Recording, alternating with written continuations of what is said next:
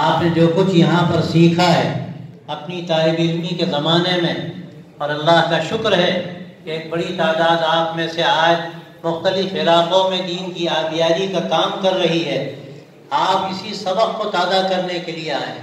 آپ کے سامنے اس وقت جو حالات ہیں دنیا کے اور اس ملک کے، میں صاف کہتا ہوں کہ بہت بڑی ذمہ داری ہمارے طبقہ علماء پر ہے۔ حضرت مولانا علی میاں صاحب رحمۃ اللہ علیہ جو بات کہتے تھے اس کے حوالے سے میں کہتا ہوں، مولانا نے یہ بات نہ جانے کتنی مرتبہ کہی کہ میری آنکھیں دیکھ رہی ہیں، اس ملک کو اسپین بنانے کا پورا نقشہ تیار، اگر ہمارے علماء اس کے لیے تیار نہ ہوئے اور کھڑے نہ ہوئے اور میدان میں نہ آئے تو دنیا کی کوئی طاقت اس ملک کو اسپین بنانے سے نہیں بچا سکتی۔ میں آپ کے حوالے کرنا چاہتا ہوں اس پیغام کو جو حضرت مولانا علی میاں کا پیغام تھا، جو میں کہتا ہوں ندوے کا پیغام تھا۔ ندوے کا کیا پیغام تھا؟ حقیقت میں وہ اسلام کا پیغام۔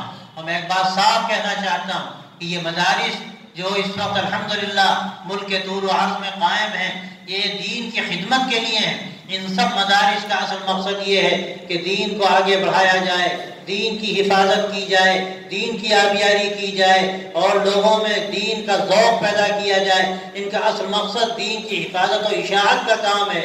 حقیقت میں یہ مدارس مقصود نہیں ہے، اصل مقصد دین ہے۔ ہم سے کبھی کبھی یہ غلطی ہوتی ہے کہ ہم مدارس کو بنیاد سمجھتے ہیں، اصل سمجھتے ہیں۔ ہماری اصل بنیاد تو دین ہے۔